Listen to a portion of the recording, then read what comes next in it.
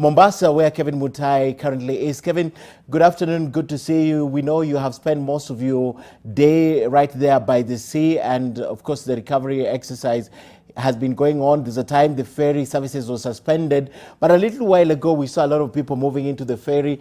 Tell us, what is the status of the recovery exercise?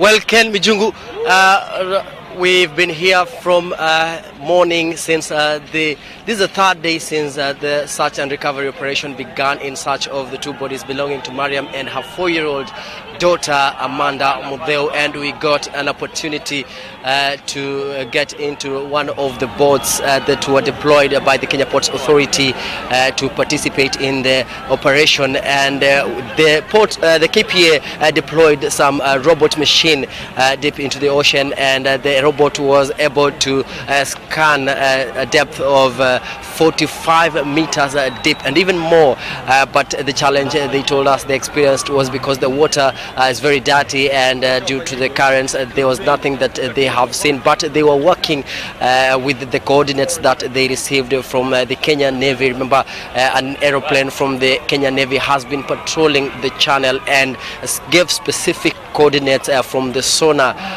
radar that the plane managed to get, but the rescuers and the divers have been maneuvering around that particular spot, trying to access the exact location, or rather pinpoint the exact location where the vehicle could possibly be lying, but as at now we've not received any official communication. The operation has been temporarily suspended. As you can see, the ferries that had been suspended since 9 a.m. they are currently operating, and 4 of them are trying to relieve the traffic that had been experienced in both sides of the channel, especially from the mainland and the island. As we are speaking right now, Mombasa Governor Hassan Joe Oho is currently addressing hundreds of residents who've been here since morning, trying to witness the operation, what has been happening. Remember, Joho has not been around, and he just got here a couple of minutes ago, and he's just been briefed on what has been happening. And Ken, I'm seeing the government spokesman Cyrus Oguna is also arriving. I think we'll also try and get the position on the operation, what they are up to, and how prepared are they, the results of the operation, because I understand it's been a joint operation and they're trying to collect reports from different agencies. Let's just quickly get a brief from him and to get to understand the correct position on the status update concerning the operation. Can you just please kindly bring us up to speed on how far you've gone since you started at 9 a.m. deploying various machineries? What is the status so far? Good afternoon, ladies and gentlemen. I would like to update you on the ongoing recovery operation. The operation started at about 9:30 today in the morning, and since then we've been able to inspect 5 locations that had been identified as the possible areas where we are likely to identify the possible presence of the car. Now, those 5 areas we have confirmed that there are other things other than the car. Now, right now the operation has been temporarily suspended to allow for the divers to refresh, refill, and get back. They'll be getting back again at about 3 p.m. This afternoon. So I would just wish to inform the public that a lot of effort is still going on, has been put into this, and will not relent until the vehicle is located and be brought to shore. A while ago we also got the waters, and what we were told is that there's a problem with the visibility and it's very hard to locate maybe the 2 bodies. What do you have to say? Indeed, like we did mention in the morning, that there are challenges that are characteristic or consistent with this kind of operation. And we did highlight those challenges. Probably quickly I can go through them once again. One of those challenges is visibility. As you have all seen, the water is very dark. You cannot be able to see. And as you go further down, it actually darkens even more. and therefore that's been a major challenge, that you cannot be able to see anything as you go further into the seabed.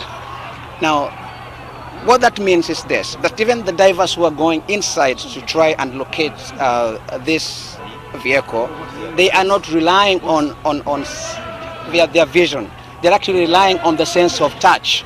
So they're actually touching, and based on that touch, then they can be able to interpret if what they're touching is actually a vehicle or not. And I did mention that 5 of such locations have been inspected, and they have been found not to be a vehicle. So we have got another 9 locations to assess and to investigate. And when we start the operation again at 3 p.m. this afternoon, we'll be going to look at those 9 possible locations.